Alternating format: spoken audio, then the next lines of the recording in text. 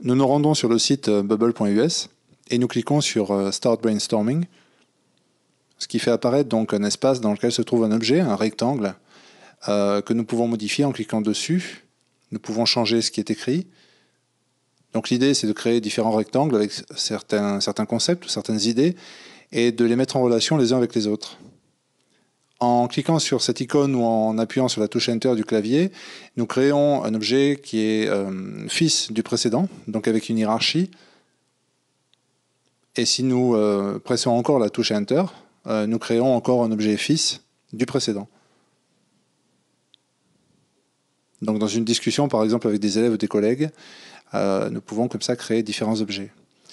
Pour créer un rectangle au même niveau hiérarchique que le précédent, nous cliquons sur ce bouton ou alors nous appuyons tout simplement sur la touche Tab du clavier, la touche tabulation.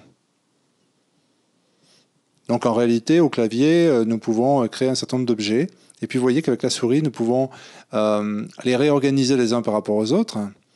Et par exemple, décider que tel rectangle, qui était auparavant fils d'un certain rectangle, eh bien, va devenir fils d'un autre rectangle.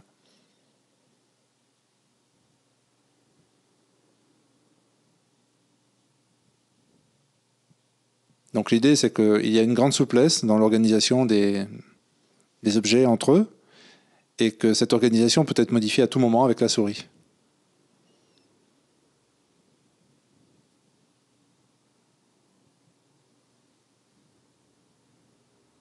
Donc là encore, la touche tabulation permet de faire un objet au même niveau hiérarchique, c'est-à-dire ici, il est tout en haut de la hiérarchie. Et puis ensuite, voilà, on peut mettre en relation certains objets avec celui que l'on vient de créer, tout simplement en utilisant la souris. En cliquant sur l'arrière-plan et en maintenant le bouton de la souris enfoncé, il est possible aussi de naviguer à l'intérieur de la structure, donc de la faire glisser en fait, pour pouvoir voir la partie gauche, la partie droite, etc. Ce qui est possible de faire aussi à la fin, c'est d'exporter au format JPEG l'ensemble de la structure, par exemple pour l'envoyer sous forme de fichier image. Mais ce qui est plus intéressant, c'est de créer un compte en fait sur le site qui va nous permettre d'aller un peu plus loin et en particulier de sauvegarder. Voilà, donc là on crée un compte avec son email et maintenant nous allons pouvoir sauvegarder en fait notre travail. Donc là vous voyez qu'on est enregistré sur le site.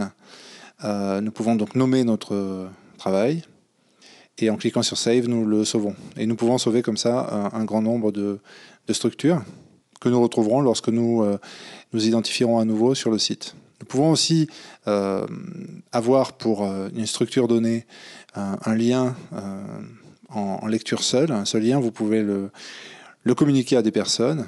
Et donc en cliquant sur ce lien, nous arrivons à la structure précédente, mais qui n'est pas modifiable.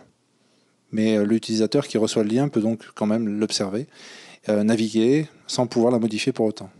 Alors, il y a des choses qui sont possibles avec le site. Par exemple, on peut créer des amis et puis collaborer, c'est-à-dire inviter des amis à modifier cette fois une structure, ce qui est quand même assez intéressant. Alors, une dernière chose que je vais vous montrer, c'est la possibilité de changer les couleurs des rectangles. Lorsqu'on crée une nouvelle couleur, après, elle est disponible très facilement avec une petite icône ici. Donc on peut imaginer de mettre des couleurs suivant les concepts, les types de concepts. Et puis on peut aussi créer des flèches un peu différentes pour mettre en relation les structures entre elles. Voilà.